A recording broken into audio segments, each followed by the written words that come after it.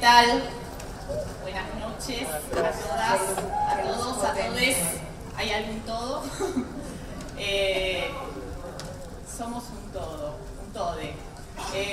Bueno, para mí, obviamente, estar acá es un lujo que me doy esta noche, gracias a esta invitación que nos han hecho del Teatro Cervantes en esta Asamblea de Mujeres resignificada con todo el feminismo encima.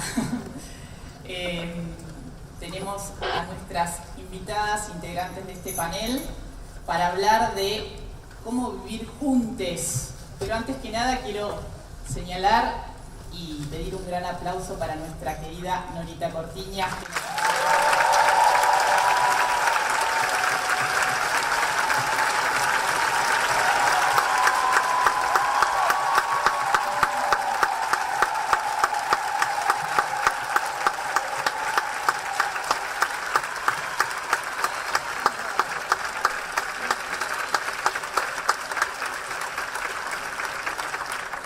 acompañada por otra queridísima nuestra, Dora Barrancos.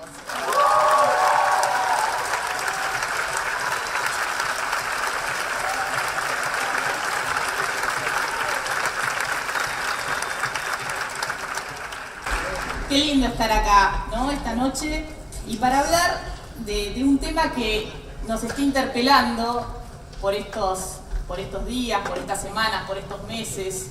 Esta cuestión de los vínculos, ¿no? Cómo resignificamos los vínculos con toda esta ola feminista que se va metiendo por todos los rincones, entre ellos los de nuestros vínculos. Hay nuevos pactos de seducción. ¿Cómo interpretamos el consentimiento en las relaciones? Hoy leía a la querida Diana Mafía que señalaba en un artículo en el marco de esta Asamblea de Mujeres para darle un marco, que claro, los filósofos de la modernidad señalaban que la sociedad y el Estado se organizó a través de un pacto social, pero justamente un pacto social donde no estábamos nosotras, ni nosotres, ¿no? Y ahora venimos a poner la lupa, justamente. ¿Es necesario un nuevo pacto social? Bueno, de eso vamos a estar hablando hoy con Laura Fernández Cordero, con Diana Mafía y con Rita Segato.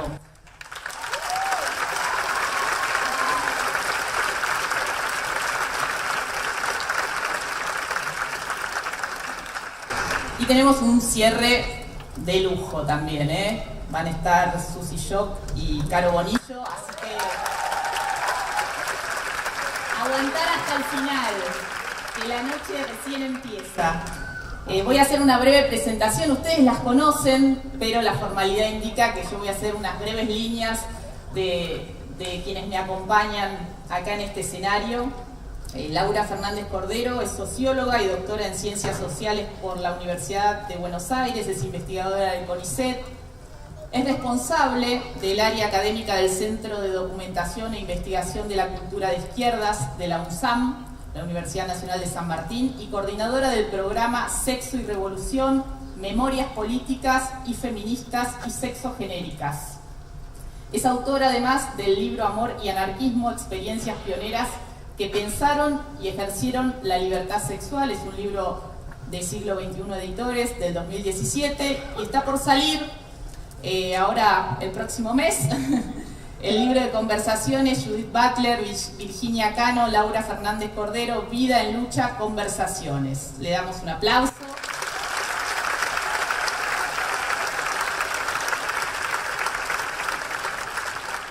De este lado, Diana Mafía, sabemos, es una feminista, doctora en filosofía, profesora de grado y posgrado, miembro fundadora de la Red Argentina de Ciencia, Género y Tecnología, investigadora del Instituto Interdisciplinario de Estudios de Género, y también es directora del Centro Cultural Tierra Violeta, un lugar muy querido al que solemos pasar, ¿no? Es un lugar que nos invita a pasar, y también es directora del Observatorio de Género en la Justicia en el Consejo de la Magistratura de la Ciudad de Buenos Aires.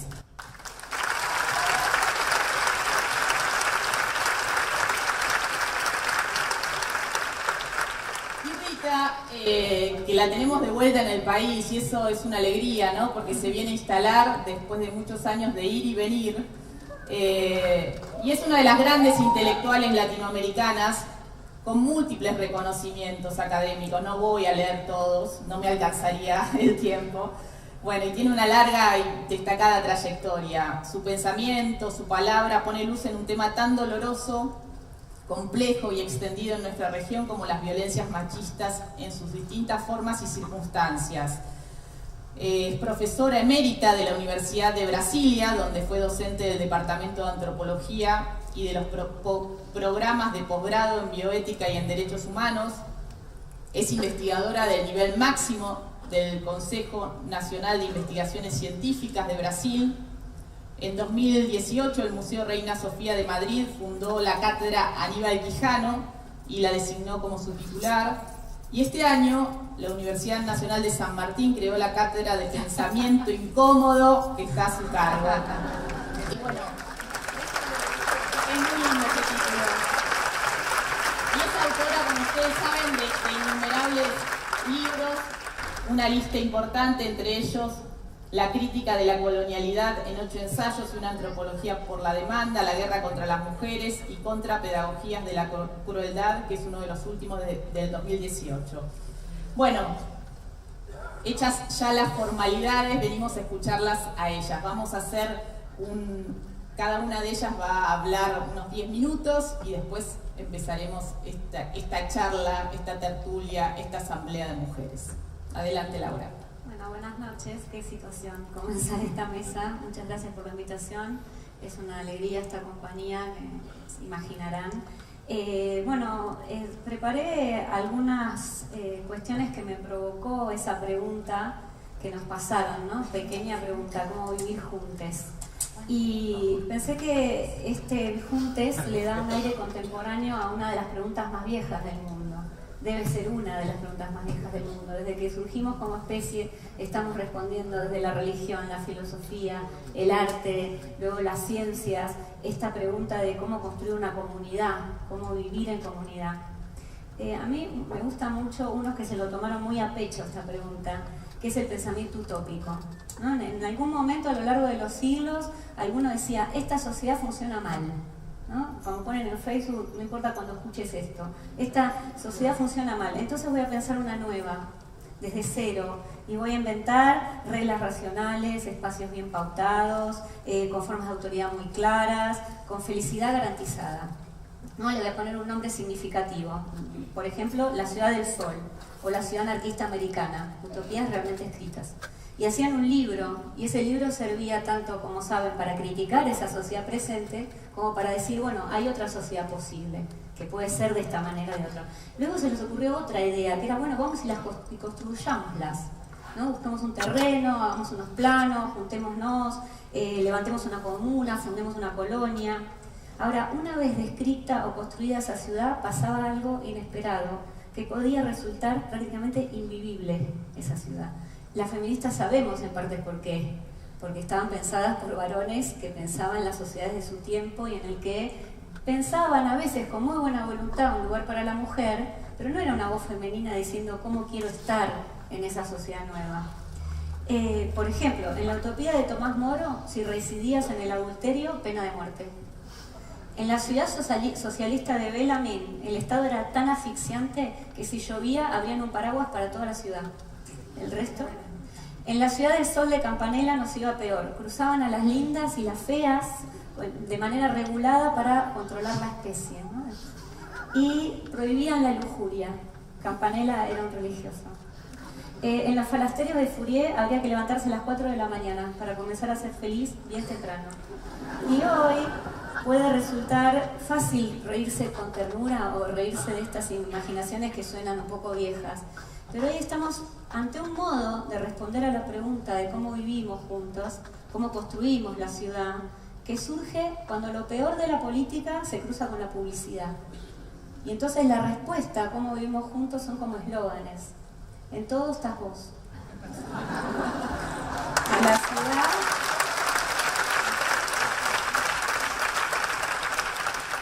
A la ciudad la hacemos entre todos. En pronto le van a poner todes. Con tus ideas la ciudad crece. Vamos los vecinos. Y en Vamos los Vecinos te ganás un año de no pagar los impuestos. Y uno que a mí me alucina, que es el Estado es estar. Tengo foto. Estas frases de una, podríamos llamar una utopía neoliberal, que no encarna solo en un gobierno, sino que va permeando, se va consolidando, generando respuestas simples, automáticas, voluntariosas. Tomemos algunos ejemplos. Una comunidad se construye por suma de individualidades, no por el trabajo colectivo. Hacé tu trabajito, tu emprendimiento, cuidá la puertita de tu casa, y así eso va a generar una sociedad. Otra, una comunidad se construye a puro presente. No hay pesadas cadenas ideológicas del pasado. No hay que rememorar todo el tiempo, eso ya fue, está pasado, está pisado. Una comunidad se construye sumando diferencias. Como ya no se puede hablar de una uniformidad, que era un problema que tenían las utopías antes, ¿no? Como que allanaban todas las diferencias en una uniformidad. Ahora tenemos una diversidad. Y como si fuera tan fácil vivir juntos. Sabemos que no es nada fácil. Ahora, detrás o sosteniendo cada una de estas ideas que se les ocurre a los publicistas y las políticas que resultan de ellas, está ese afán de negar el conflicto, pero también de explotar la necesidad que tenemos de calmar la ansiedad, ¿no? Porque se nos dice que la ansiedad está mal también, ¿no? Calmarla, y que es muy propio del sentido común. Si vamos otra vez a cómo vivir juntos, cómo compartimos el espacio, una que todos y todas y todos conocemos es: mi derecho, mi libertad termina donde empieza la tuya, ¿no? Hay muchas versiones de esto, pero más o menos es así. Ojalá fuera tan fácil. Justamente ni empieza ni termina donde empieza o termina la tuya o la mía, porque es esa zona de conflicto donde tenemos que habitar para construir la ciudad presente o futura. Estamos todo el tiempo invadiéndonos, todo el tiempo pisándonos en el buen sentido. En suma, esas utopías, o este mal lado de la utopía, trata de borrar lo innegable, que no nos queda otra que vivir juntos, que no nos queda otra que vivir en comunidad, que somos, como sabemos, y hay filosofías de toda especie para sostener esto, sociales, relacionales, vulnerables, con recursos limitados, con encuentros que no siempre van a ganancia, sino a veces a pérdida, con encuentros de amor, con encuentros de odio, que no siempre son felices y que no se puede ser todo el tiempo feliz o alegre. Por eso el pensamiento utópico es tan interesante, porque fracasa una y otra vez, pero a la vez es un llamado de atención a esta idea de detener el conflicto, de detener la historia. En esa falla vuelve a nacer la sociedad, renace la diferencia, renace el conflicto. En un momento, en 1890, a unos anarquistas italianos se les ocurre hacer una comunidad anarquista. Habían leído a Charles Fourier, entonces no solo querían practicar la economía anarquista, la socialidad anarquista, sino el amor libre. No cualquier amor libre, 1890, ¿no? El amor libre múltiple y contemporáneo, o sea, varias relaciones a la vez. Poliamor. Poliamor. Quedó un folletito muy lindo que se llama Episodio de Amor en Colonia Cecilia. Cuando a los 3 años la comunidad muere, me olvidé decir que se fueron de Italia a Paraná, Brasil. Las tierras se las había regalado el emperador, pero tuvieron la mala suerte de que cuando llegaron ya era república. Así que llegaron con todos los problemas, no sabían cultivar, no había mujeres para practicar el amor libre, no se les ocurría ni por error practicar el amor entre varones, les parecía una aberración absoluta. Pero cuando cayó la colonia, le preguntaron a Giovanni Rossi, el mentor de la colonia, ¿por qué cayó? Esperando que dijera, porque el amor libre no funciona, porque la economía anarquista no funciona, porque el voluntarismo para trabajar no funciona. Y él dijo, no, la colonia cayó porque fue pobre, o no tenía recursos, pues se morían de hambre, ¿no? Entonces la utopía neoliberal, por más implacable que parezca, no puede ocultar lo innegable, que no habrá de sostenerse con eslogan de felicidad garantizada, mientras lleva a la población a la pobreza, al hambre y a la destrucción de los recursos naturales. Muchas gracias.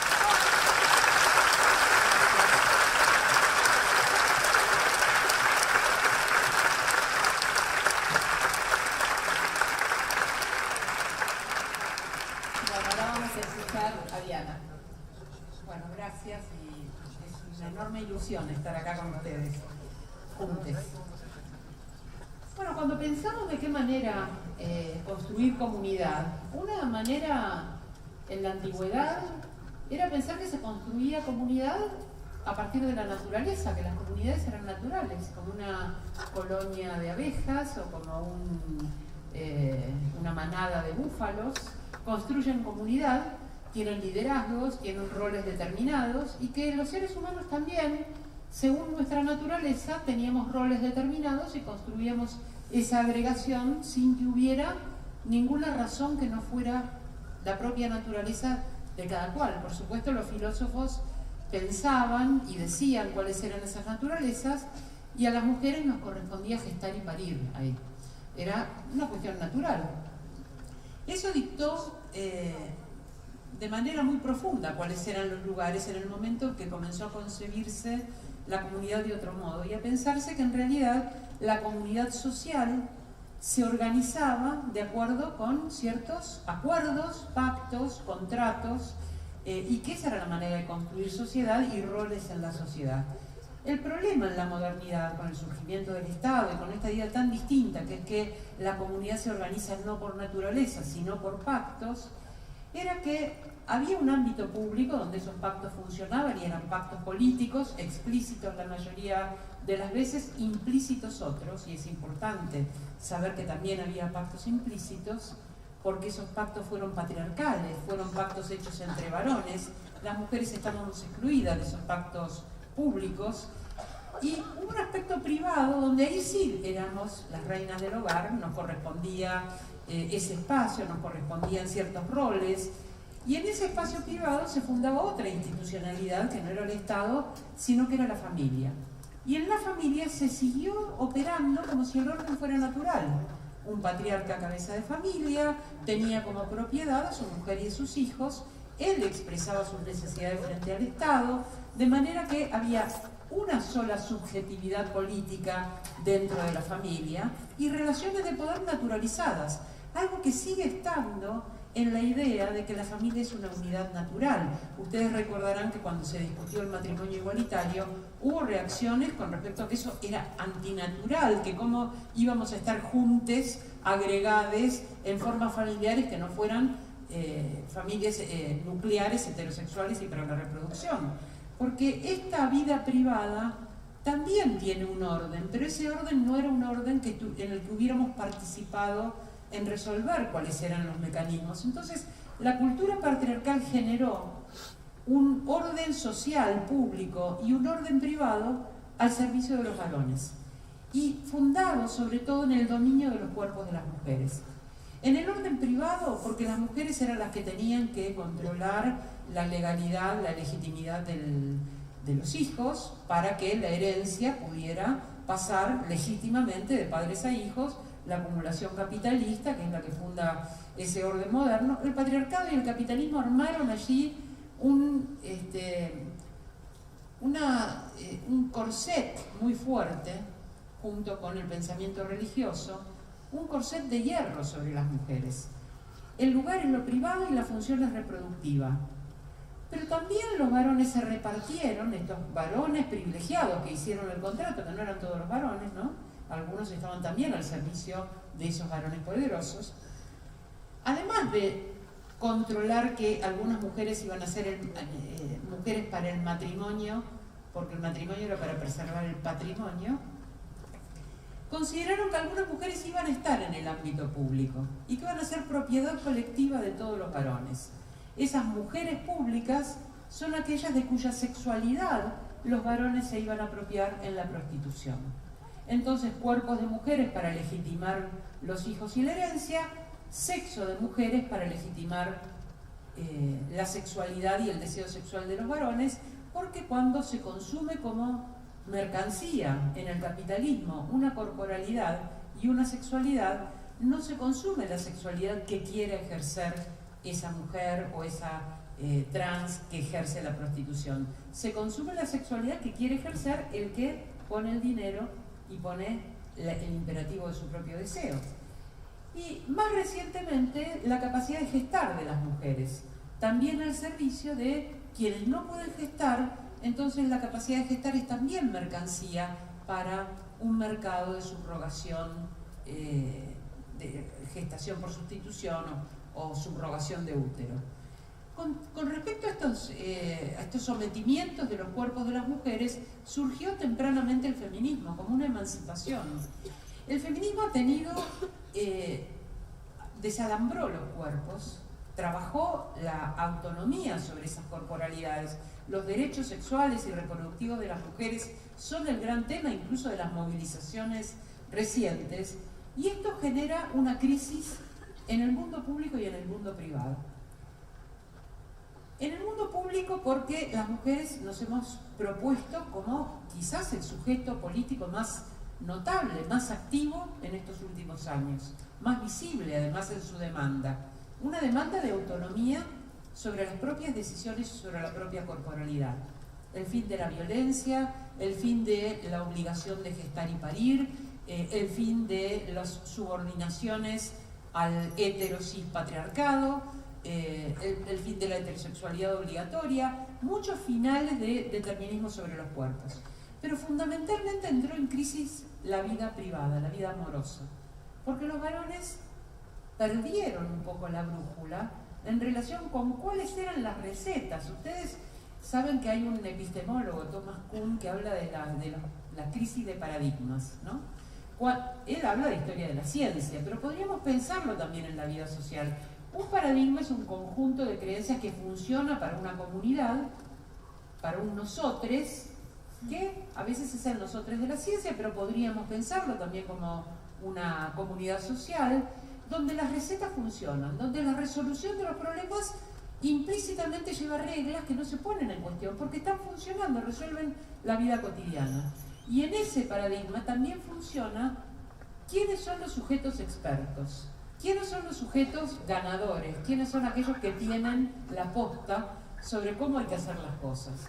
Entonces, cuando estos paradigmas en la vida privada y en la vida amorosa empiezan a resquebrajarse, resulta que el que era más piola, el que era más langa, ya no garpa, que los mecanismos de levante fracasan, que aquellas palabras que eran palabras que seguramente iban a dar resultado, aquellos modos de abordar los cuerpos que se suponía que iban a ser exitosos, no son exitosos, y que hay rechazos, y que hay crisis, y que hay cosas que las mujeres ya no soportamos en silencio, y empiezan a quebrarse entonces no solamente las recetas, sino también quiénes son esos expertos, esas masculinidades expertas, que ya no son las masculinidades patriarcales. Empiezan a surgir otro tipo de modelos, de feminidades, de masculinidades y de géneros no binarios, pero también amorosos y deseantes,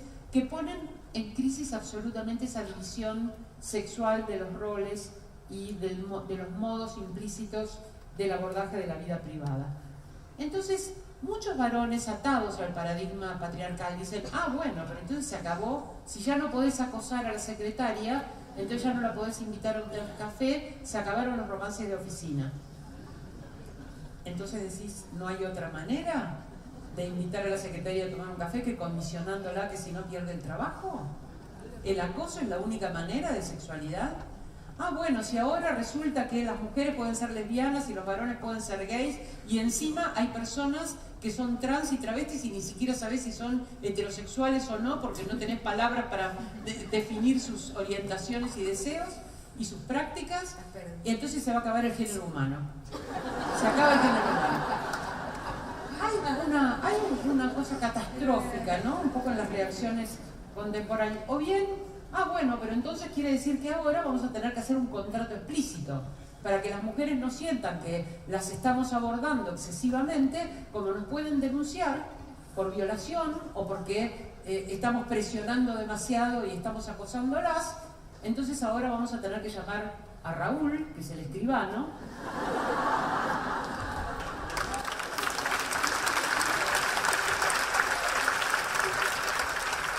que va a hacer un contrato explícito que va a decir: Diana autoriza a Alberto a que le toque los senos. Porque si me toca y no lo autoricé, podría llegar a denunciarlo. Entonces, cuando nos cuesta tanto revisar ese viejo paradigma que está en crisis y que fracasa, pero que sin embargo alguna gente se aferra a sostenerlo y a defenderlo porque no quieren perder su jerarquía en ese viejo paradigma, su jerarquía de macho en ese viejo paradigma, con lo cual perjudica a las mujeres, pero perjudica muchas masculinidades que se han diseñado de otras maneras y desearían construirse de otras maneras. Cuando el sexo solamente se piensa como poder, si se termina el poder, se termina el sexo. Esa es el terror y la crisis que estamos viviendo en este momento de desorientación. Hay una cosa que a mí me gustaría distinguir, que tiene que ver con una distinción lógica que ha desarrollado la filosofía, y que es la diferencia entre una negación interna y una negación externa. Una negación interna es cuando se niega una acción inmediata, y una negación externa es cuando lo que se niega es la complejidad que incluso puede tener una negación interna. Voy a dar un ejemplo de esto porque parece abstracto y complicado. Por cosas abstractas y complicadas es que mi profesor de filosofía, Adolfo Carpio, me dijo: ¿qué hace acá, Mafía? ¿No sabe que las mujeres no pueden hacer filosofía porque no tienen capacidad de abstracción? Bueno, entonces voy a dar ejemplos. Una cosa es no desear y otra cosa es desear que no. No desear implica no estar en una situación de dirección del deseo hacia alguien, pero podemos llegar a sorprendernos con una invitación o con un abordaje que quizás nos resulta invitante. No lo deseábamos de antemano, pero no es algo que produce rechazo. Eso es no desear. Ese tipo de deseo, de falta de espontaneidad en el deseo, no se acaba cuando terminamos con la violencia.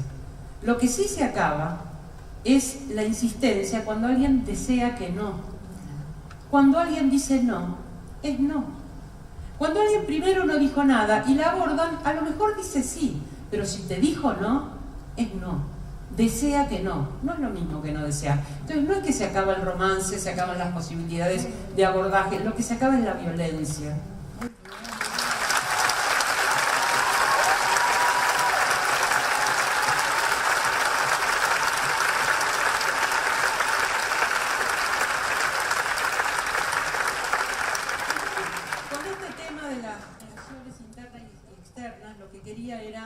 Distinguir el abordaje forzado del acercamiento inesperado. Bienvenido el acercamiento inesperado, porque además es el que nos restaura la confianza en el mundo. Si el mundo fuera solamente la previsión que hacemos y que se cumple, sería difícil saber si es una creación de nuestra psiquis o es algo externo. La confianza en el mundo externo es porque el mundo nos da sorpresas y a veces nos desmiente. Y esa confianza entonces en un vínculo es una construcción colectiva para cuando formamos comunidad, y sobre todo es una construcción dual cuando la desarrollamos en la intimidad.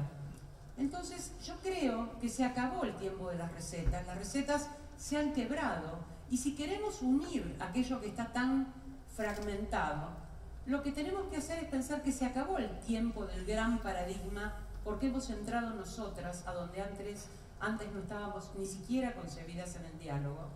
Tenemos palabra propia, nosotras y nosotres, subjetividades que no estaban en ese pacto original de reglas. Estuvimos para obedecerlas, pero no para formularlas. Y por lo tanto, este tiempo no es el de instalar nuevas reglas, y mucho menos el de pasar de oprimidas a opresoras. Lo que queremos es terminar con la opresión. Entonces, es un tiempo de conversación. Exacto. La conversación es un acercamiento.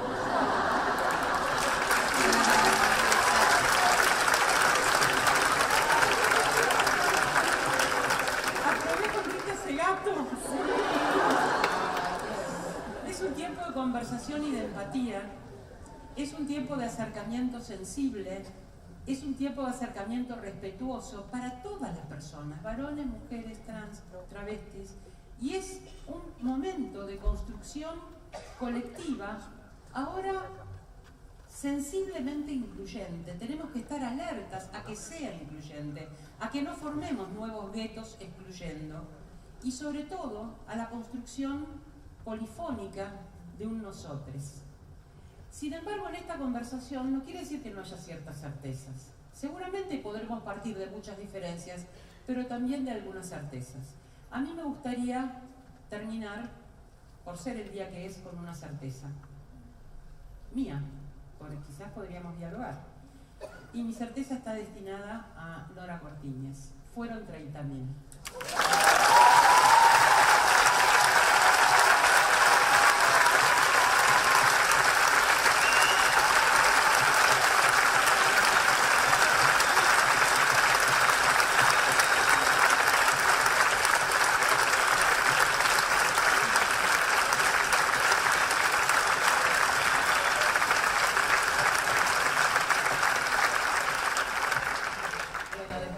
Clase de la doctora en filosofía que aprobó.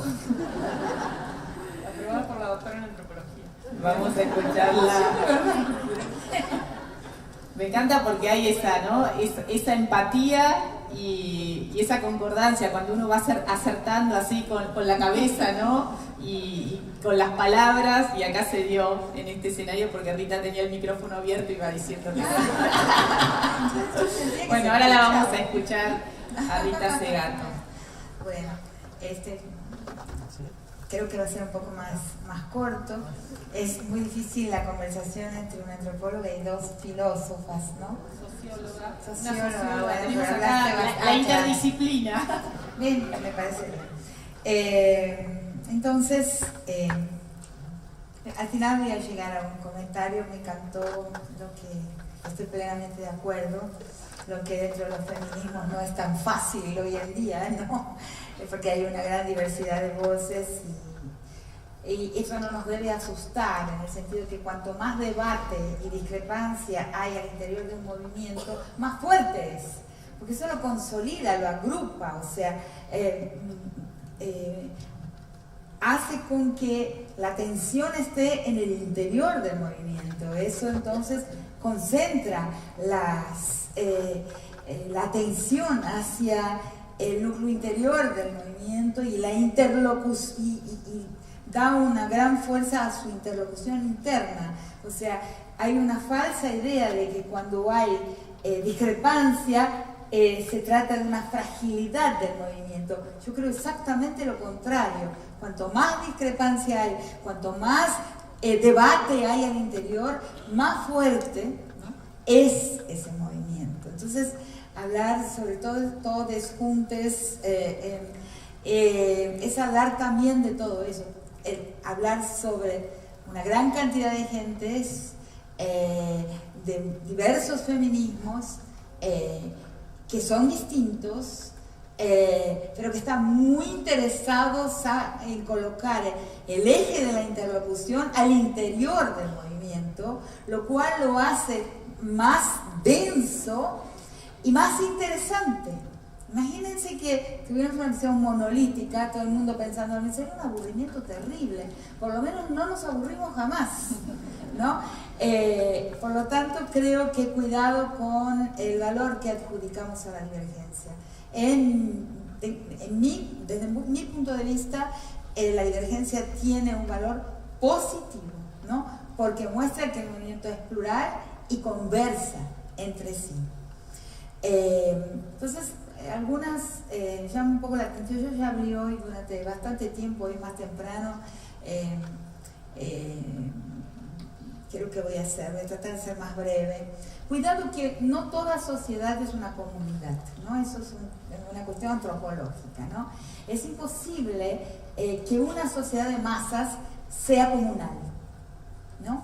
Construir comunalidad en una sociedad de masas, por ejemplo una metrópolis, como es Buenos Aires o como es cualquier gran ciudad, no significa que toda esa sociedad se transforme en una comunidad. Si queremos transformar toda esa sociedad en una comunidad, tendremos que ser autoritarios. O sea, la comunalidad es un tramado de relaciones que tiene un límite demográfico, que tiene un límite en su tamaño. Entonces, a veces llegamos con la con la esperanza de la sociedad-comunidad, pero caemos en un gran equívoco. En la comunidad tiene una estructura completamente diferente a la estructura que la sociedad moderna necesariamente tiene. Formas de castigo, formas de justicia, formas de proceso, de justo proceso, en organización de las tareas y espacios masculino y femenino en la comunalidad, en el mundo comunal, son distintos que en la sociedad moderna. Entonces, la sociedad moderna tiene esta estructura donde hay un sujeto universal, o sea, es humanista. La modernidad es humanista. Entonces, hay un sujeto universal que es el que va a proferir las verdades de valor universal y de interés general. Ser el sujeto de la economía, el sujeto de la política, el sujeto de las relaciones internacionales, todos esos temas que consideramos ser los temas de interés general. Y luego están dentro de esta estructura moderna, universalista y humanista, los intereses de las minorías, el interés parcial, de interés particular. Esa estructura es el binarismo. Entonces, tenemos que entender que esa estructura a nosotras las mujeres no nos va a llevar al destino, no va a llevarnos en la dirección que nosotras queremos, porque la estructura es una estructura binaria. La estructura binaria es la estructura del uno y sus otros. La modernidad es la gran inventora de lo normal y sus anomalías.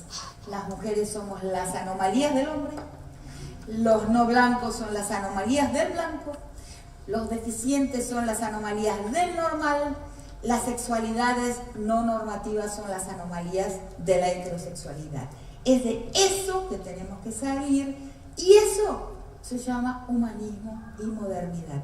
Lo que estoy diciendo es chocante, pero no tengo absoluta certeza en mis análisis y publicaciones, afirmo, sobre todo las más recientes, que es así. La estructura binaria no es la estructura de una relación de un hombre con una mujer o de los hombres con las mujeres, sino una estructura entre lo universal y los particulares, los temas de interés parcial. Y nosotras, dentro del feminismo, hemos acatado la minorización y la hemos corregido con un eufemismo que es la transversalización. Está equivocado. Yo defiendo y afirmo que es una gran equivocación el hecho de que nos hayamos curvado a esa estructura. Entonces, ¿cómo salir de ella? Es lo que tenemos que pensar a partir de ahora.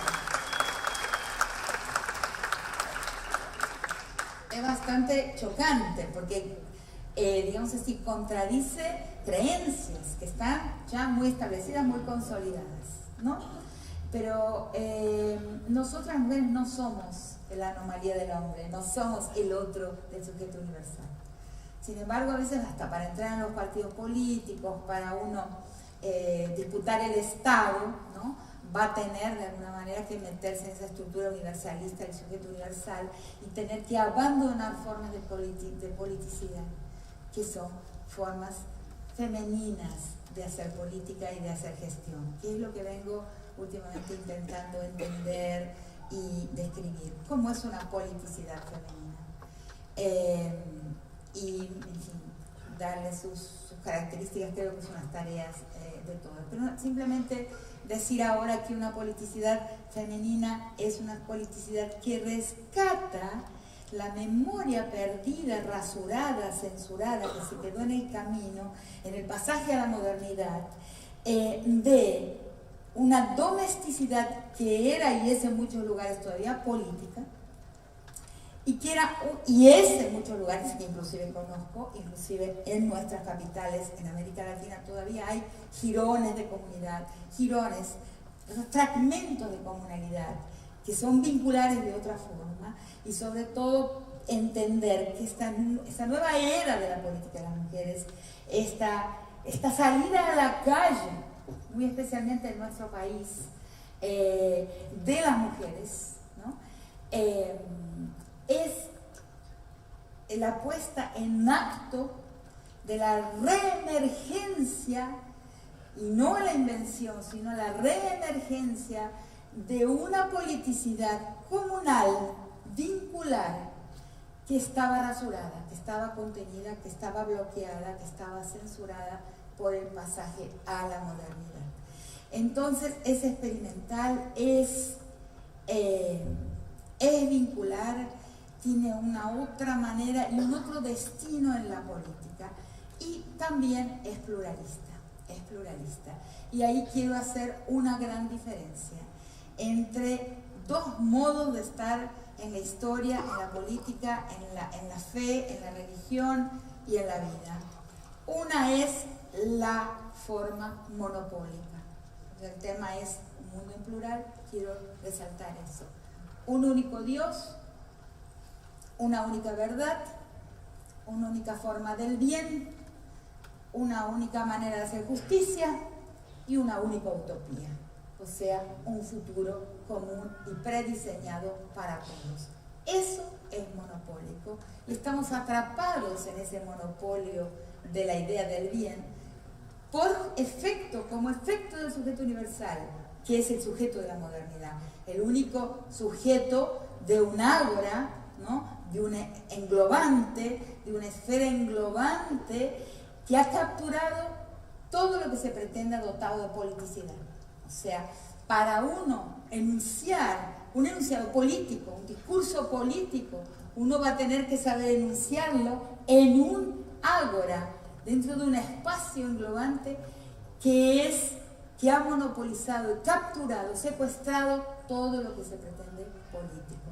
Y tiene una imagen, porque nosotros pensamos no solo con la razón, pensamos con la imaginación.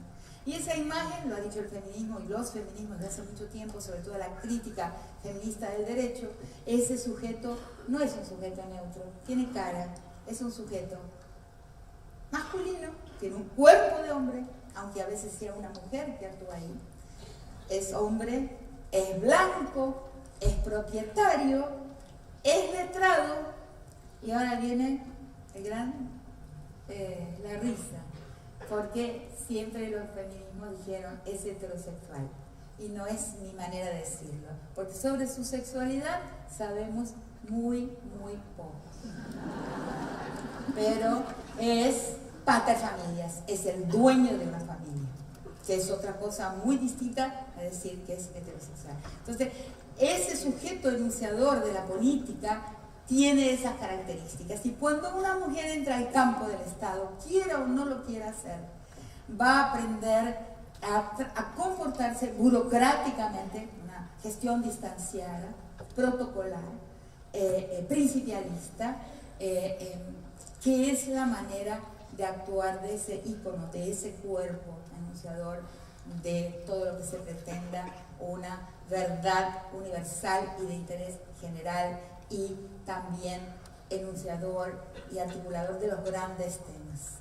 Entonces, lo que tenemos que rescatar es eso que quedó como residuo de la política, ¿no? Es el espacio de la domesticidad, de una politicidad que viene de lo doméstico, que en su origen no era ni privado ni íntimo. O sea, esa intimización y privatización del espacio femenino es una novedad moderna, no siempre estuvo ahí. Entonces, pensar, retomar, justamente se me ha ocurrido esto la semana pasada, ¿no? Así como hay reemergencia indígena, o sea, los pueblos indígenas se ocultaron con la República, entraron en la clandestinidad con la República, no fue con la colonia, atención. Nuestras repúblicas tienen severos problemas de fundación. Las repúblicas criollas y los criollos fundadores, y todavía remanecientes en la faz de la superficie de la nación. Esos criollos que fundaron nuestras repúblicas tienen grandes problemas, son muy violentos, y nuestras repúblicas están mal fundadas. Es con las repúblicas que los pueblos indígenas se ocultan. Los huarpes, los yaguitas, los quilmes, los ranqueles se van a ocultar porque saben que es una república genocida. Lo que vemos hoy es una reemergencia de pueblos indígenas. Estos huarpes están ahí, vivitos y culeando, como se les decía, porque Sarmiento había dicho que se había muerto, ¿no? Ya estaban el último indio muerto, los huarpes muertos. Los diaguitas me enseñaron en el colegio que eran indios históricos. Yo los otros días me senté a una mesa y le digo, bueno, había varios indígenas, y digo, ¿usted de qué pueblo es? Diaguita. Y un malestar, pues me habían contado en la escuela que no había más diaguitas. Están ahí por los valles calchaquíes, ¿no? Y por ahí adelante los Quilmes, los Ranqueles. Entonces, de la misma manera que hay una reemergencia indígena, hay una reemergencia de una politicidad en clave femenina, que es la politicidad comunal, que no es lo mismo que la politicidad de la sociedad de masas. Teje comunalidad, teje vincularidad. No nos podemos tejer como sociedad de masas. Eso es imposible. Pero tenemos que hacerlo en la inmediatez de nuestros lazos posibles, cara a cara, cuerpo a cuerpo. Entonces, solo para situar, digamos, lo que es realmente una comunidad, una comunalidad. Y decir cómo la modernidad nos impide lo que es la propuesta de este panel, que es la diferencia. En la modernidad, por la emergencia de este sujeto universal, humano, donde un hombre que en la vida comunal es un hombre con H minúscula, es uno entre dos de los géneros, un mundo dual de no binario. Hay una transformación, una estructura dual en una estructura binaria. La estructura dual es una de las modalidades de lo plural. Entonces hay un hombre con H minúscula que tiene papeles prestigiosos, ¿no? La política, en fin. Y un otro en esa dualidad jerárquicamente ordenada, porque es jerárquica la vida comunal, a no ser o en los espacios donde el componente femenino, el grupo de mujeres lo va cambiando y va luchando por acceder a la igualdad en el mundo comunal, pero como grupo, no como individuos. Ese es el otro tema de la modernidad, donde las mujeres pleitean su igualdad como individuos. En París, en Nueva York, como individuos. En el mundo comunal, como grupo de mujeres, que es muy distinto. Es una construcción del género totalmente diferente. Sirve ser antropólogo. Entonces, esta transformación de ese hombre con H minúscula se transforma en un hombre con H mayúscula, sinónimo de humanidad, ¿no? Y ahí se genera la diferencia como anomalía. O sea, la modernidad es una usina, como digo en un texto reciente, generadora de anomalías. Todo lo que es levemente diferente a ese sujeto universal, H mayúscula de hombre, de humanidad, en la modernidad es un problema. La diferencia se transforma en un problema a ser digerido, a ser homologado. Ese es el tema de la antropología. La antropología se encarga de homologar las diferencias. Es un poco triste, ¿no? Porque sí.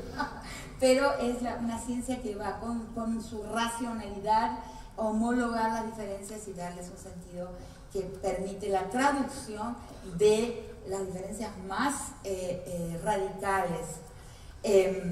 Entonces, sin esa homologación, sin esa traducción, la modernidad no consigue existir. La diferencia es algo que tiene que ser digerido de alguna forma, no puede existir en sí.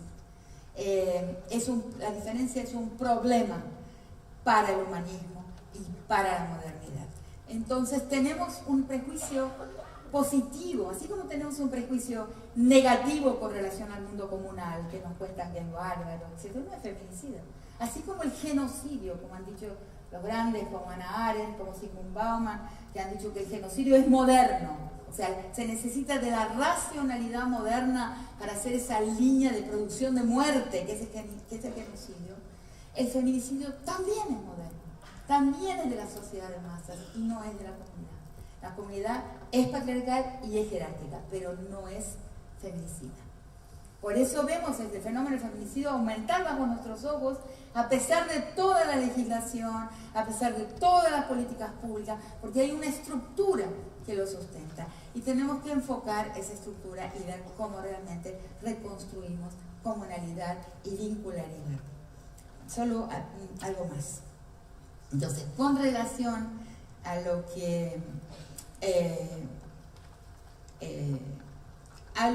que habló Diana, que me pareció muy importante para el momento presente que vivimos en nuestra sociedad. Cuando yo iba hablaba del escribano, hablaba del pacto, me acordaba, por ejemplo, de los momentos, los periodos que pasé en las universidades norteamericanas, por ejemplo, el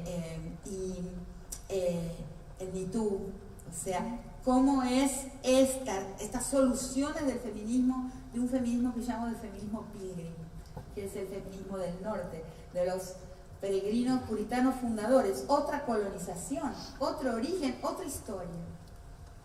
Ese feminismo pilgrim necesita, por ejemplo, al entrar a la universidad, una cartilla que te dice, por ejemplo, que no se puede hacer eye contact con el profesor, no puedes hacer contacto visual, que el orientador, el profesor, tiene que dar clases con la puerta, tiene que dar orientación, recibir a sus alumnos con la puerta abierta de su sala, o sea, una serie y otras muchas cosas que están listadas, ¿no?, elencadas como normas de las universidades de cómo actuar, o sea, son estatales, son normativas, son un tercero que va a establecer una serie de normas de relacionamiento dentro de ese colectivo académico que hace con que las relaciones sean todas mediadas y gestionadas por el Estado o por la institución como un brazo del Estado, o sea, lo que yo les llamo dormir con el abogado en la almohada.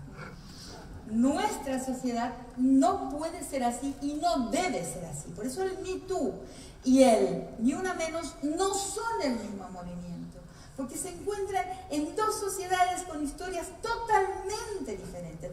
Corremos un grave riesgo de perder nuestra diferencia como civilización, o como incivilización, si quieren también acepto, pero corremos un grave riesgo si traemos para acá las consignas de allá, y eso es lo que yo llamo la colonialidad al interior del movimiento social.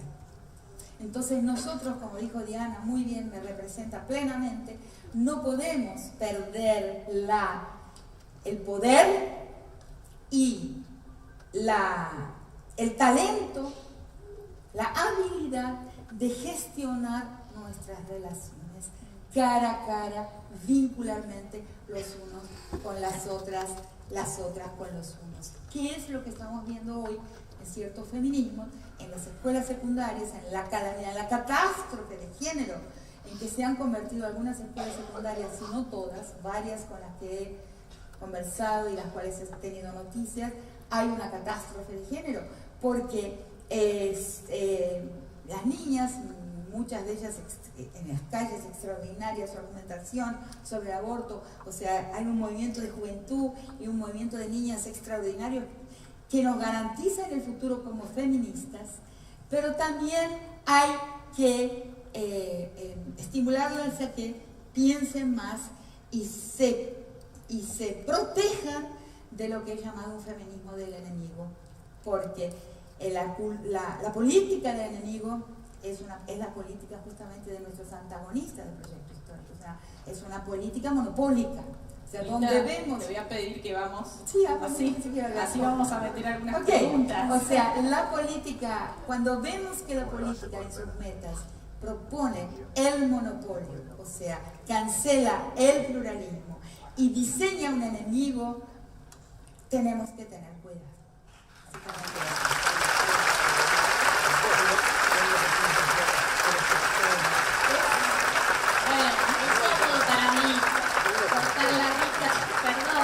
Pero bueno, vamos a tomar lo que está picando en relación a lo que pasa en las escuelas secundarias hoy, en muchas de ellas en la Ciudad de Buenos Aires, que es un tema que nos inquieta, ¿no?, de una u otra forma, que tiene que ver con, bueno, de pronto empiezan a denunciar las violencias que han sufrido en años anteriores o en estos años presentes, conductas inapropiadas de parte de sus pares, de sus compañeros, compañeres, y frente a eso está la denuncia pública en las redes sociales, lo que de alguna u otra forma llamamos los scratches, ¿no? Y cómo tramitar esas, ese poner en palabra las violencias sufridas. Siempre alentamos, ¿no?, a las mujeres a denunciar, a poner en palabras, a no callarse, no nos callamos más.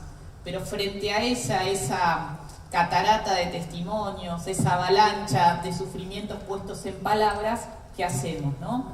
Y creo que de alguna forma Diana decía esta frase que, como destacaba Rita, es muy, obviamente viniendo de Diana, nos tiene que sorprender, ¿no? Una cosa, la lucidez que resume esa idea, ¿no? Una cosa es no desear y otra cosa es desear el no.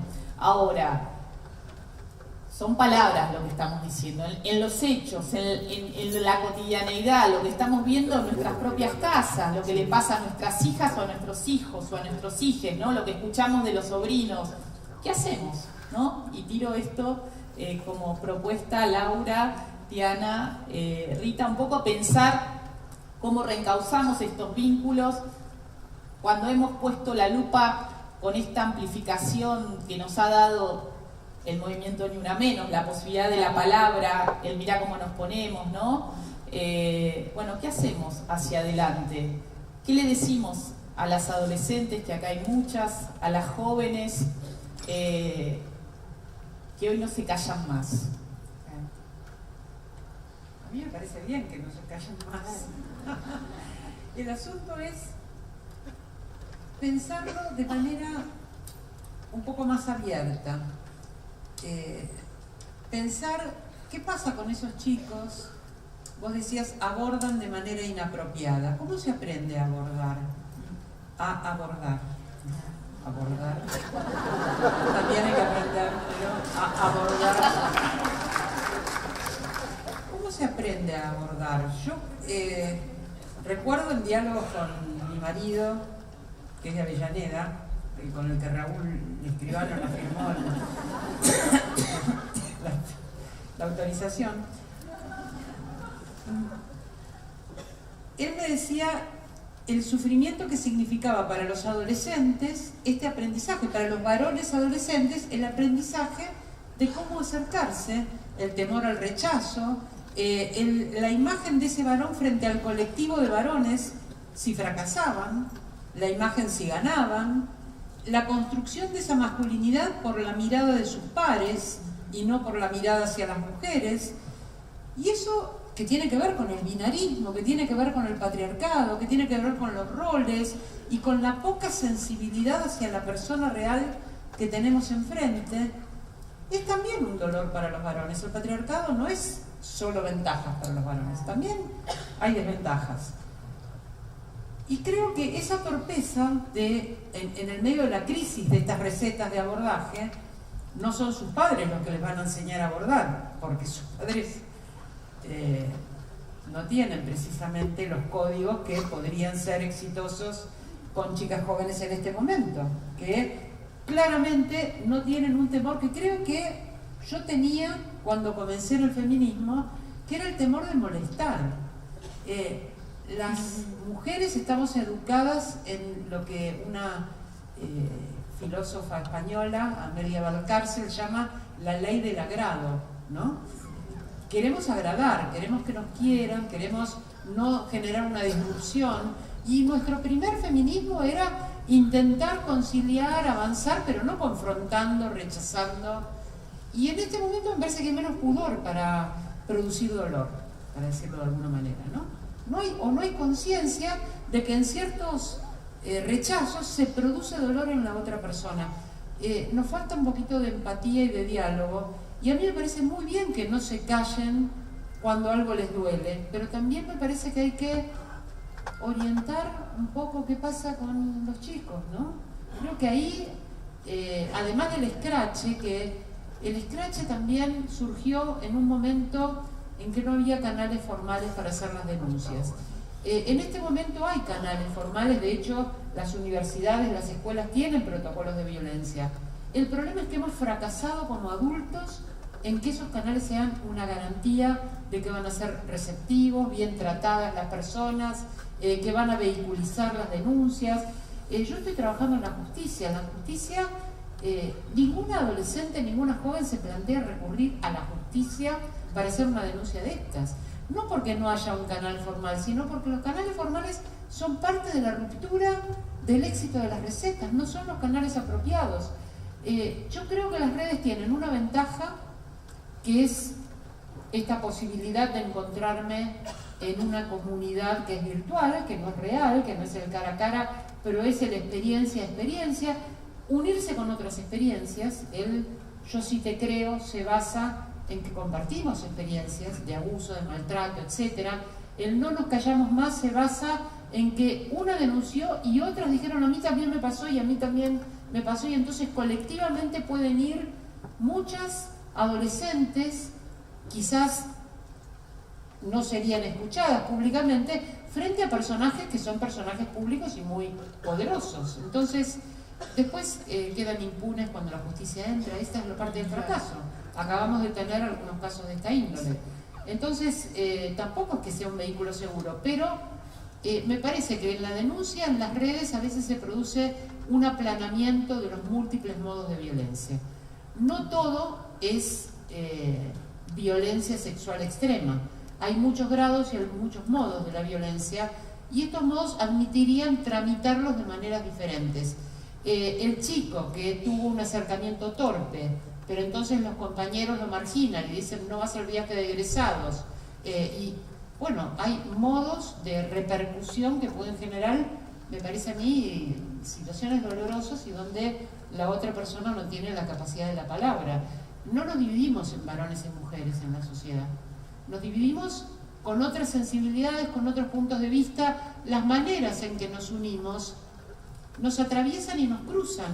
Es como si quisiéramos, cada uno, una vez escribí un texto que se llamaba Los cuerpos como fronteras, y luego, pensando esta metáfora de pensar los cuerpos como una frontera que me separa del otro, y que qué difícil es entrar, no en el cuerpo físico en el que vemos, entrar en la corporalidad vivida, en la corporalidad experimentada de otro sujeto, para que yo comprenda, por ejemplo, a Loana Berkins, con la que trabajé 20 años. Pero esa corporalidad de Loana, que me interpelaba porque no era binaria, ¿cómo comprenderla? Y para ella, ¿cómo comprender una feminidad biológica cuando ella estaba construyendo una feminidad trans? Entonces, los cuerpos son una frontera. Ahora, las fronteras pueden ser lugares de separación, pero también son lugares de encuentro y de mixtura y de mestizaje y de lenguas comunes que se producen con unas y otras lenguas.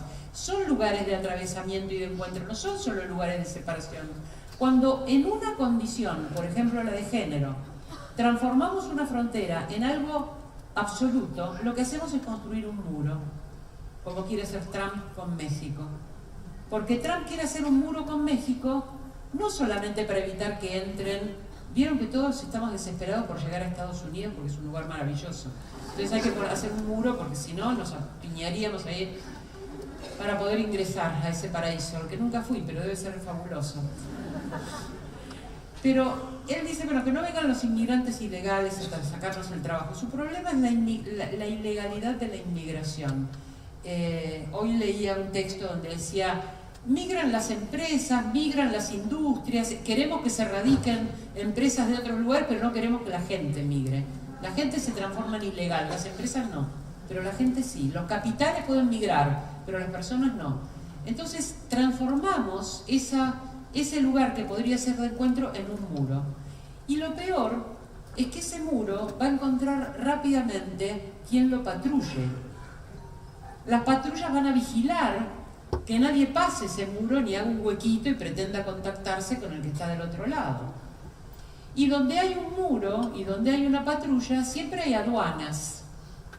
Aduanas donde uno deja una parte de sí para poder pasar del otro lado. Esto que decía Rita acerca de cómo las mujeres ingresamos a la política, cediendo muchas de nuestras cualidades para ser aceptadas en ese otro lado del muro.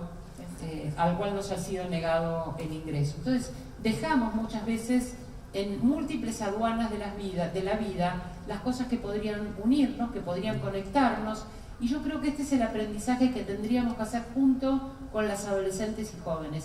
La multiplicidad de modos en que nos vinculamos es siempre mucho más que aquello que nos diferencia. El género no es una diferencia absoluta, de ninguna manera, y entonces la empatía podría ayudar a reunirnos en estas otras maneras de intercambio. Laura. No, me quedé mucho.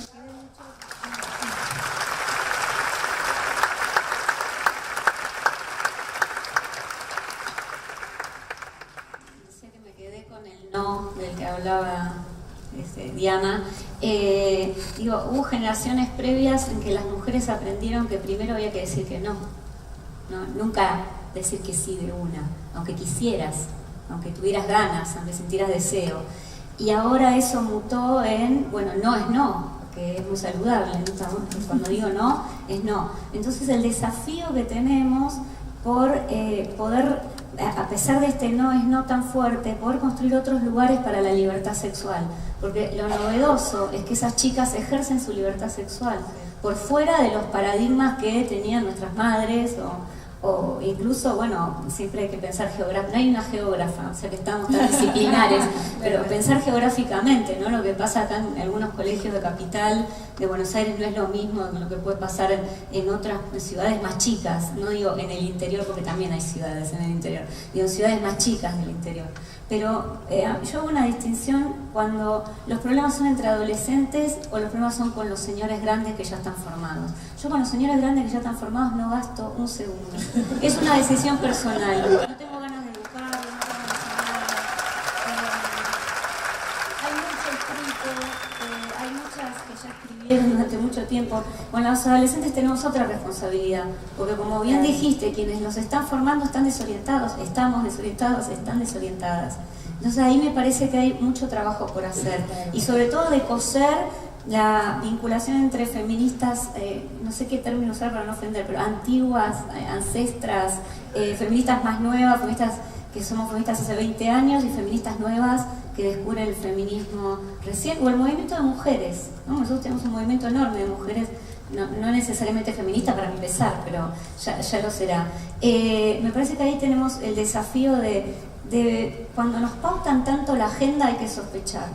Para mí hay momentos en que nos pautan mucho la agenda. Ahora tienen que pensar el problema del escrache, ¿no? Desde el punto de vista del pobre que va a ser escrachado. Yo creo que hay que pensarlo, el escrache es un problema, pero no por el problema de ese varón, sino por muchas cosas que el escrache viene a destapar. Entonces, cuando marcan tanto la agenda, es como que las feministas tuviéramos este trabajo de discutir el tema, pero también discutir los términos en los que esos temas no son presentados. Y todo el tiempo desmarcarse. Yo creo que hay que hacer una gran diferencia. No, es necesario ser muy prudentes porque nuestro movimiento en su pluralidad ha caminado mucho y casi está llegando a destino. ¿Qué destino? Una nueva era de la política, una capacidad de reorientar la historia en una dirección más benevolente, de más bienestar para más gente. Yo creo que el movimiento de repente después de 70 años, casi 70 años de movimiento feminista, está en puertas de algo muy importante. Por eso es muy necesario alertar sobre la posibilidad de errores que nos harían, caer en trampas. Entonces, por lo menos yo distingo con bastante precisión el escrache del linchamiento moral. El escrache tiene una gran tradición en nuestro país. O sea, ¿cuál es la diferencia entre un escrache y un linchamiento moral? El escrache, como sabemos, se tarda mucho tiempo en prepararlo. O sea, los escraches a los genocidas, cuando uno escucha a las hijas, hijos, a todo el grupo de personas que realizó escraches, vamos a ver que hubo una preparación. Hubo primero una certeza de que el genocida escrachado era esa persona. A veces no fue ni fácil. Después entrevistas a los vecinos, ¿no? O sea, hubo una planificación, hubo un tiempo, en ese tiempo hubo también una deliberación. ¿Qué significa una deliberación? El derecho al contradictorio. En la justicia se lucha por el derecho al contradictorio, que quiere decir algún tipo de justo proceso. Ese justo proceso no necesita ser un proceso estatal, porque el Estado, como fue bien dicho aquí, siempre nos está traicionando, ¿no? Hasta ayer mismo contaba en la última materia que leí de Mariana, en página 12, sobre hoy mismo, cada día nos traiciona la justicia. Entonces, dejemos la justicia estatal para los temas de género a un costado, trabajémosla, luchemos en ese espacio, pero no esperemos demasiado de jueces fiscales, porque nos traicionan prácticamente todos los días. Pero justo proceso no es solamente la justicia estatal. En la antropología, por ejemplo, en un capítulo, en un tema, en un campo antropológico que a mí todavía me seduce mucho, que es el pluralismo jurídico, se habla de otras formas de justo proceso, pero sí necesitan tener al interior el derecho al contradictorio. Tiene que haber una voz que diga, pero será, es así, o sea, tiene que haber un debate, una deliberación. Ahora, el linchamiento, o sea, el escrache es una forma de justo proceso, y en la tradición argentina lo es muy claramente, con el gran ejemplo de los escraches a los genocidas. Pero el linchamiento moral es espontaneísta, y ahí la posibilidad del error es muy grande, tiene un gran margen de error. Y ese error, si no somos cautas, puede manchar el gran camino del feminismo hacia la justicia. Entonces, tenemos que ser prudentes. O sea, a veces la gran juventud lleva a una gran impaciencia por justicia, pero no se puede hacer justicia sin alguna forma de justo proceso. Entonces, están habiendo algunos casos de suicidios, de profunda depresión. Bueno, o sea, y ahí estoy totalmente de acuerdo. Cuando se trata de un adulto, de un viejo, bueno, pero en el caso de... No hay mucha esperanza, estoy de acuerdo completamente, pero en el caso de los linchamientos morales a muy jóvenes, a niños, a chicos muy jovencitos, no estoy de acuerdo, porque hay que dejar una puerta abierta para la transformación de la conciencia de ese niño, de ese joven, de ese adolescente, porque si he pasado una parte de mi vida yendo a una cárcel y pensando inclusive en la rehabilitación de un preso, cosa en la que siempre confío y siempre confiaré, que mientras estamos vivos, siempre estamos en el cambio. Las cárceles son malas y por eso no permiten transformarnos en la dirección del bien. Pero tengo que decir que no podemos suspender la fe en el tiempo, en el efecto del tiempo en la conciencia de las personas. Entonces, ese niño, ese adolescente, tiene que tener un camino hacia su rehabilitación y hacia su comprensión del error que cometió. Yo me insurjo contra la posibilidad de no dar ese tiempo a los linchados jóvenes niños. Es necesario dar ese tiempo y las herramientas, exponerlos a los discursos, a los debates, para que su empatía pueda florecer. Mucha educación sexual integral. Exacto.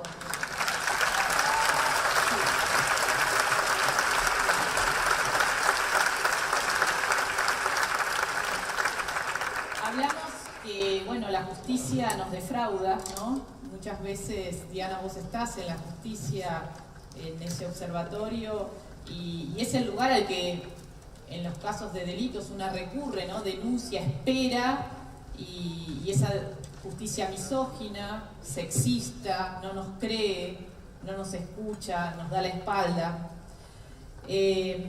¿Cómo pensar alternativas al punitivismo? Hay esa tensión hoy en el debate feminista, ¿no? Hay un caso por estas horas, el de Gustavo Cordera, por ejemplo, que está siendo juzgado por sus dichos, por haber dicho que a las mujeres para tener relaciones sexuales les gustaba que las violaran, algo así dijo.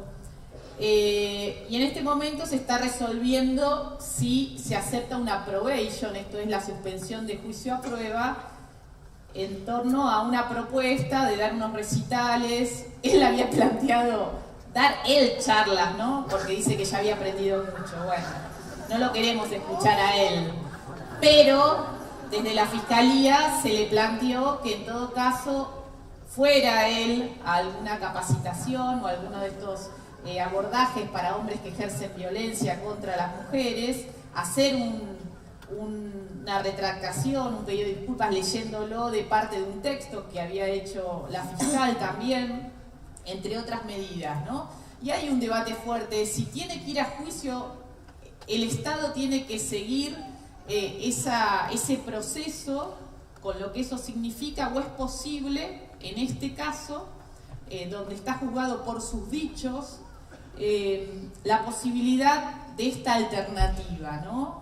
Y yo lo planteé en las redes sociales y se generó mucho debate, ¿no? Como diciendo, bueno, ahora algunas feministas cuestionan, hablan de la demagogia punitivista y se corren de ese lugar. ¿Cómo lo ves vos, Diana, que estás ahí cerquita, ¿no? Sí, es un problema difícil porque, como decía Rita, la justicia no tiene recetas adecuadas, formales para esa...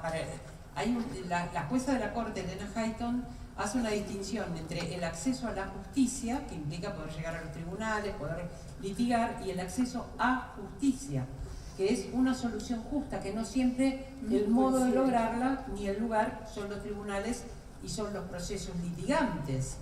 Hay una tendencia a pensar mecanismos no litigantes de resolución de conflictos y formas no punitivistas de reparación. Es decir, ¿nos repara que Cordera vaya a la cárcel? ¿Es la reparación que sentimos que compensa sus dichos desafortunados y brutales?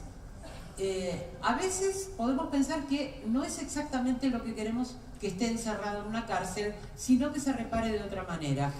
Hay algunas experiencias en la justicia interesantes. Por ejemplo, recientemente un varón que no pagaba alimentos desde hacía 2 años a su hijo, de cuya madre se había separado, se iba a ir con su nueva pareja a Estados Unidos de vacaciones, y cuando llega a migraciones le dicen: no, usted no puede salir porque es deudor alimentario moroso.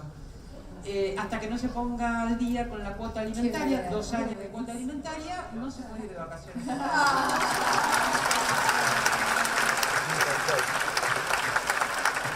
El señor, que ya tenía pagado su vuelo, su alojamiento, que se iba con la esposa y con una bebé que tenía con su nueva pareja, le dijo a la mujer: anda, que yo enseguida resuelvo esto. Debía 200.000 pesos, o sea, debía 2 años de cuota alimentaria, y la jueza le dijo: no, pero como usted no ha pagado, no solo fue renuente, usted tiene que compensar mostrando su voluntad de que en el futuro se va a poner al día, así que tiene que pagar 3 años de cuota alimentaria. Y hizo pagar 3 años de cuota alimentaria y el señor se pudo ir de vacaciones. Pero esto de irte de vacaciones al exterior y no pagar la cuota alimentaria no es equilibrado, no es justo. Pero hay maneras entonces de repararlo que no es ponerlo en la cárcel. Otro ejemplo muy interesante fue en un caso de violencia contra la pareja, la imposición que se le hizo al perpetrador de violencia, al hombre violento. Como era en Córdoba esto, era muy fanático de Talleres de Córdoba, durante 2 años no puede ir a la cancha. Porque están haciendo toda una intención de que no haya violencia en el fútbol, entonces ni barras bravas ni hombres violentos adentro de la cancha. Entonces los violentos no van a poder ir al club de sus amores. Es una forma de reparación que quizás va a sentir en este límite que se le pone qué significa la violencia, de una manera que a lo mejor no es yendo a los talleres de Cordera, que no sé cuánto. Yo creo que hay formas de reparación. A Babi Echecopar le han dado recientemente, también por dichos misóginos. Es irreparable yo creo que... No, pero Rita dice que hay que tener esperanza, ¿no? Alguna posibilidad, algún margen. Es un ida y vuelta, es un diálogo. En todo diálogo hay una reconsideración de la situación, se repiten. Yo creo que este hombre lo va a repetir porque está muy en su estructura, ser homofóbico, misógino, bueno, despectivo, violento, verbalmente, etc. Pero lo que se le dijo es: usted por haber tenido expresiones misóginas y violentas hacia una mujer con la que hablaba por teléfono y le decía que era una lacra porque era una piquetera y porque no era una haragana y que vivía del Estado y que era un parásito, una cosa de una violencia espantosa. Durante 5 meses en su programa, y va a ser dentro de poco, que va a comenzar, tiene que ceder 10 minutos de programa para que una feminista hable de temas. Ahí vamos a estar. Cuando la fiscal me dijo, ¿qué te parece imponerle esta pena a Babi Checopar? Le dije, tenés que poner ciertos resguardos. Que él no va a hacer comentarios antes, que él no va a hacer comentarios después, y que los oyentes no pueden hacer comentarios. Porque puede ser un festival que revierta completamente la intención de esos 10 minutos pedagógicos. ¿Cuánto de la audiencia de Babi Checopar va a poder cambiar, como quiere Rita, a través de los 5 meses, a través del tiempo? Quizás alguien, un poquito, alguna chispa, son formas de reparación que me parece que no son la penalidad, no son el castigo, porque el castigo no repara, el castigo produce a veces el alivio de la venganza, pero no podemos seguir viviendo en una sociedad de venganza. Gracias.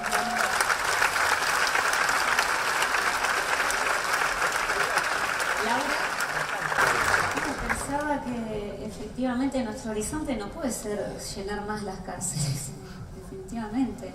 Tampoco puede ser encontrar una regla o una norma para todas las relaciones que establecemos.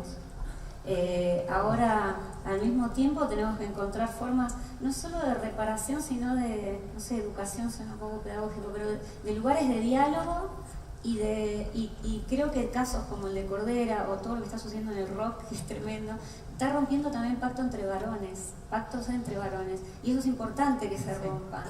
Y es importante que se rompan, y como se está diciendo mucho en las redes, cuando un varón se nombra feminista, se lo reenvía, bueno, sé feminista en tu club de fútbol, sé feminista en la mesa del bar, sé feminista en el chat, ¿no? Y al mismo tiempo, como hacemos, creo que las feministas, que somos feministas, y me parece que eso es el valor también de los feminismos, en un montón de lados. Entonces, cuando nos invitan a la radio decimos la cosa feminista, cuando en el chat de mamis hacemos una cosa feminista. Ahí más difícil, ¿no? Creo que es el trabajo peor. Y cómo, no sé, cuando empezás con esto de que alguien tiene tu nombre y te empiezan a llamar, que bueno, me pasa más recientemente que a las compañeras, muchas veces te enfrascas en qué querés decir. Ahora estoy aprendiendo a pensar quién me está escuchando. Entonces le voy a hablar a esa mujer que no es la que está acostumbrada a escuchar la voz feminista. ¿No? Es una práctica muy difícil para quienes no somos periodistas, ¿no? Poder decir, bueno, ¿quién me está escuchando? Bueno, yo aproveché este ratito no para decir lo que la agenda mediática está marcando, sino lo que quiero que escuche esa mujer que por ahí pasó y escuchó eso. O ese niño con dudas acerca de su sexualidad, ese niño que escucha algo novedoso. Y me parece que así como espacios de reparación, espacios de comunicación, espacios de diálogo, espacios de debate, y creo que se está logrando, y desmarque permanente. Hoy tenemos una asamblea entera para nosotras, mañana queremos el teatro de nuevo, pasado queremos la radio, queremos todo.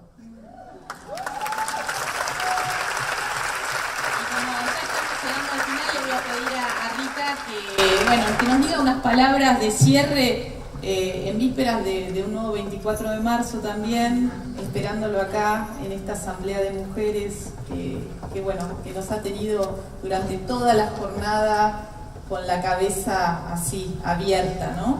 Para pensar y llevarnos cosas. Voy a ser muy breve. Mira, no me hacen señas ahí. Así que no, que sea una marcha donde comience a aparecer en un 24 de marzo también una politicidad que es de la historia de las mujeres, o sea, de la politicidad femenina, que creo que es el tema que tenemos que pensar entre todas. ¿Cómo hacen política las mujeres? ¿Cómo es una politicidad en clave femenina? ¿Cuál es nuestra historia que debemos recuperar de cómo es nuestra gestión de la vida?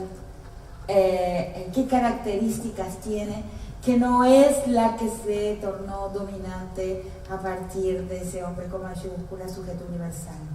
O sea, nuestra politicidad es pluralista, es festiva, es vincular, no es principialista, defiende la vida de forma pragmática e inmediata, ¿no? Y seguir por ahí buscando las características para que no tengamos nunca más 24 de marzo, que son golpes de Estado.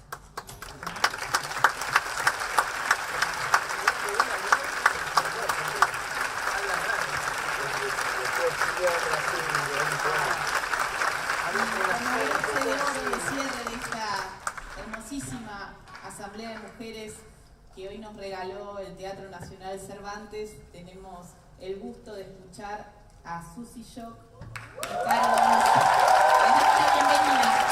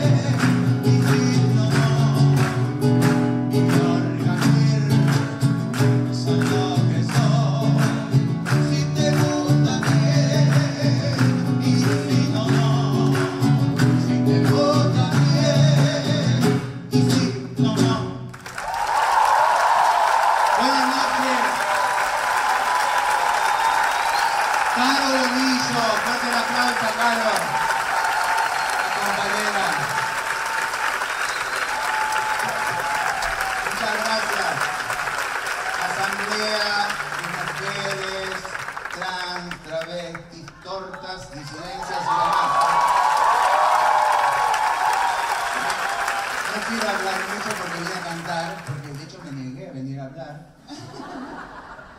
que quiero decir es que algunas decían, bueno, porque el título no alcanza, pero ¿sabes qué? Estamos también presentes porque ya nos nombramos nosotras mismas, no necesitamos que nos nombre el resto.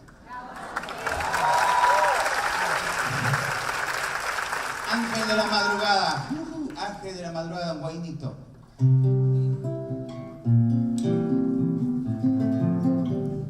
Qué hermosa escenografía que tenemos.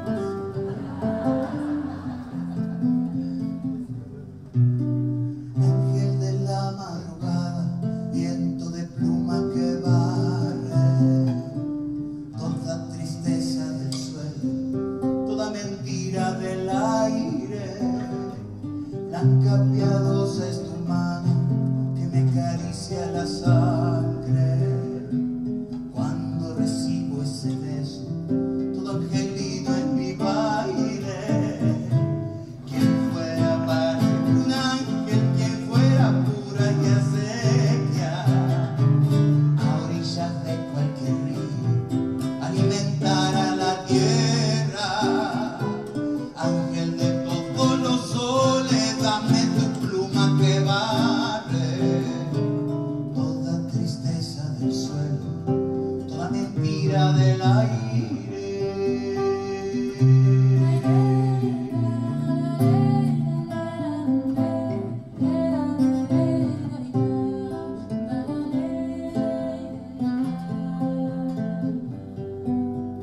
Ángel de la madrugada, viento de pluma que barre toda tristeza del suelo, toda mentira del aire. Blanca piadosa es tu mano que me acaricia la sangre. Cuando recibo ese beso, todo angelino en mi baile. Quien fuera para siempre un ángel, quien fuera pura y acequia, a orilla de cualquier río, alimentar a la tierra. Ángel de todos los soles, dame tu pluma que barre toda tristeza del suelo, toda mentira del aire. Ángel de todos los soles, dame tu pluma que barre toda tristeza del suelo, toda mentira del aire.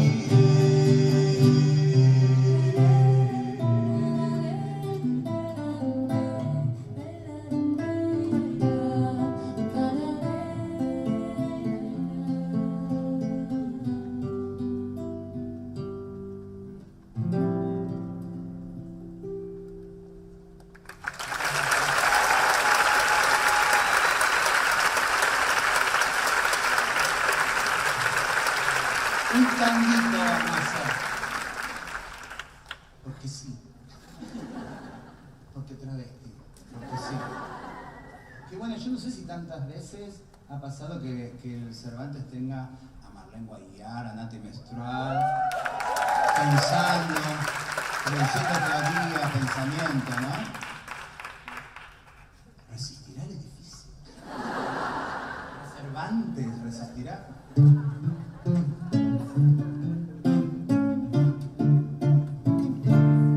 Ay, qué tango raro que me está saliendo. Yo no sé siquiera lo puedan bailar. Tango con tres tetas, tango con estría, tango que rechilla, no quiere callar. Acá la mamita ya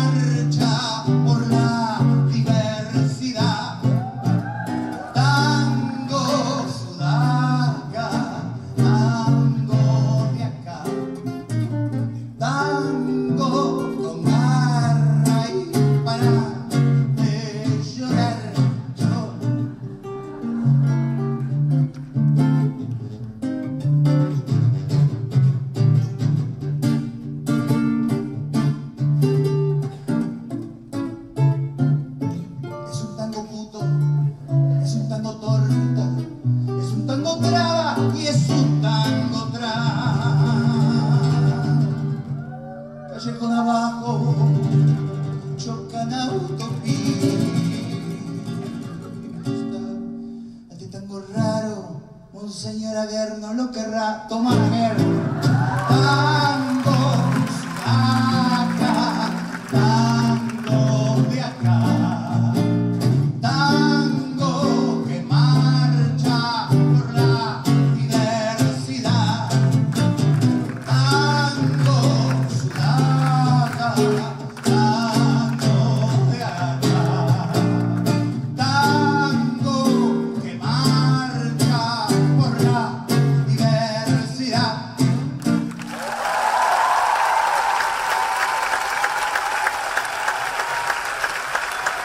Muchas gracias.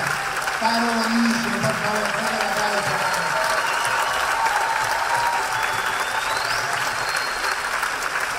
Y nos vamos porque eran 4. Gracias para toda esta jornada, gracias a quienes lo hicieron. Bueno, en Norita siempre resumimos todo.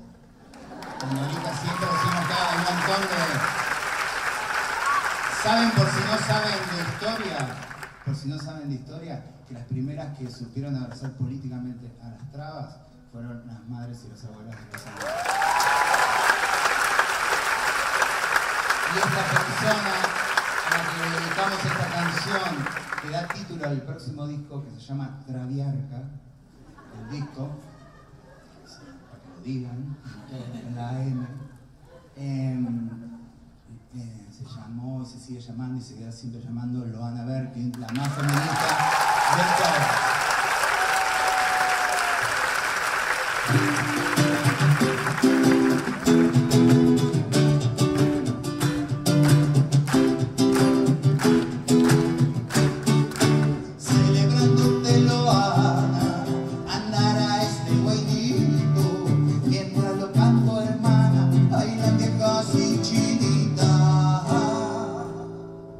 Invocándolo a tu nombre, como antaño a Cristo.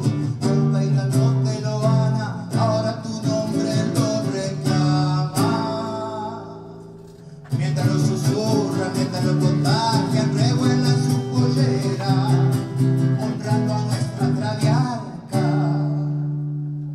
La diablada tiene un nuevo nombre, ella lo bautizó todo aprendo. Este es su mundo, mariposita, y yo lo voy a festejar. La diablada tiene paso nuevo, ella lo bautizó todo aprendo.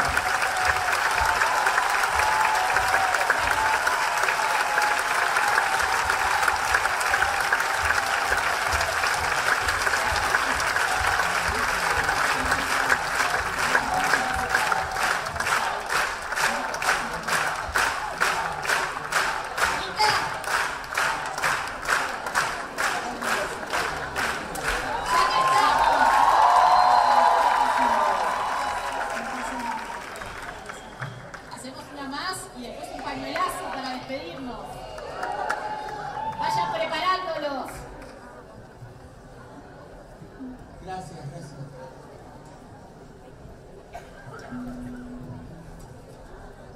La cantautora amigaza, compañera, Dana Bello, hizo esta vida, que es el fracaso también de este mundo machito.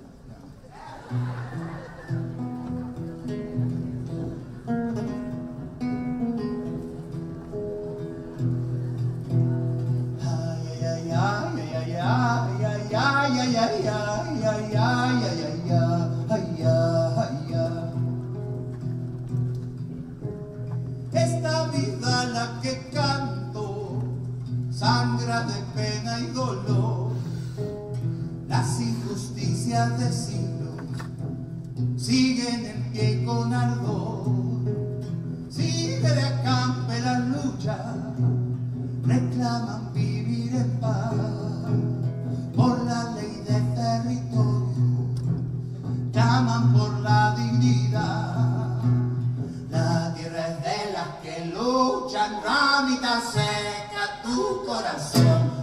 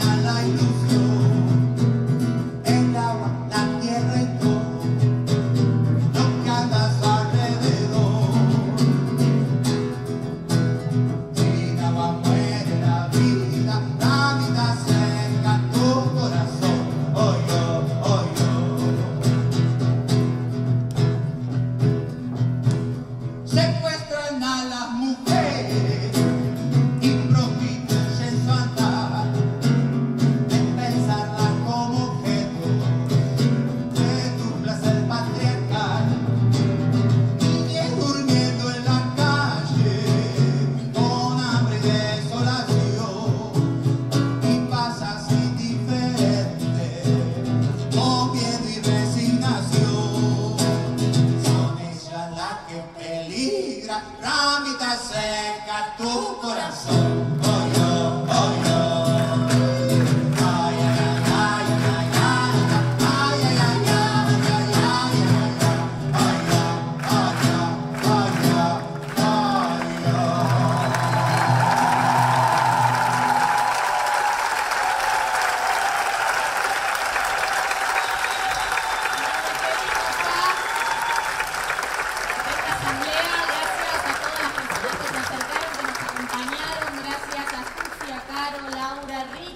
Que está muerta de calor acá adelante.